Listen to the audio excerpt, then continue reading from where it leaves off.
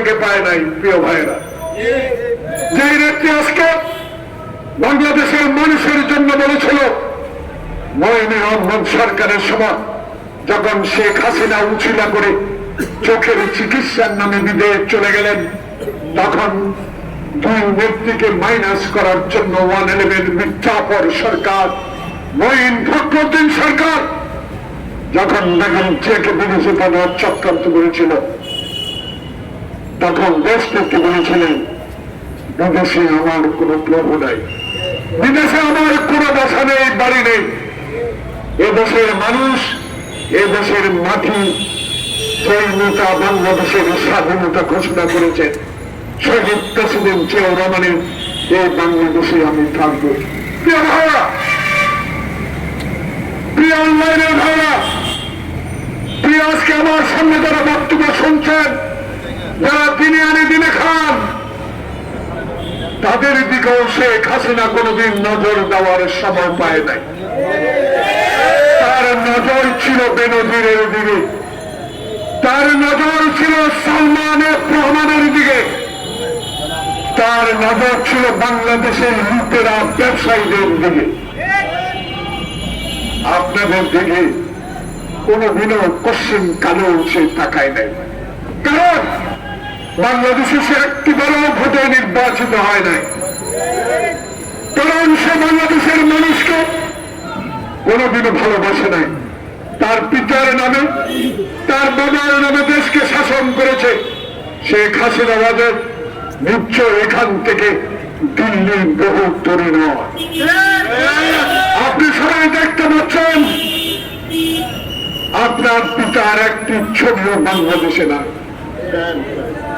হাজার হাজার কোটি টাকা খরচ করে পিতার সেই ছবি অলি গলি, অফিস আদালত, মানুষের বাসা বাড়িতে জোর করে দেওয়ার চেষ্টা করেছিলেন। আল্লাহর কি নির্মম ইতিহাস! এখন আপনি কোথায়? খালেদা জিয়া কোথায়? বাংলাদেশের মানুষ আজকে কোথায় দাঁড়িয়ে স্বাধীনভাবে প্রেস ক্লাবের সামনে আমাদের দুটি কথা শোনার সুযোগ পেয়েছে? একটি মাত্র কারণ আপনার অহংকার, আপনার অগণতান্ত্রিক কাজ, আপনার হাজার হাজার কোটি টাকা বাংলাদেশে চুরি করা, বিদেশে পাচার।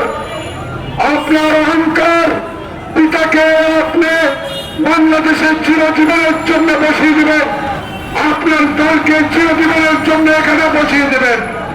আল্লাহর অহংকার সেদিন 5 আগস্ট, যেদিন বাংলাদেশে আগস্টের পরিবর্তনের পর আপনি বলেছিলেন সুখের মাস, সেই সুখের মাসেই 5 তারিখে বৈষম্য বিরোধী ছাত্র জনতার আন্দোলনে আপনি সেদিন বিদায় নিতে বাধ্য হয়েছিলেন। যে ভাইরা, আজকে তার এই আত্মা, তার এই প্রত্যাত্মা বাংলাদেশে নতুন করে ষড়যন্ত্রের চেষ্টা করতে পারে। প্রিয় সাংবাদিক বন্ধুগণ, গতকালকে কি ঘটলো? 5 তারিখ আর 26 তারিখ, 21 দিনের মাথায় আপনার 15 বছরের জঞ্জাল মুক্ত করা সম্ভব নয়।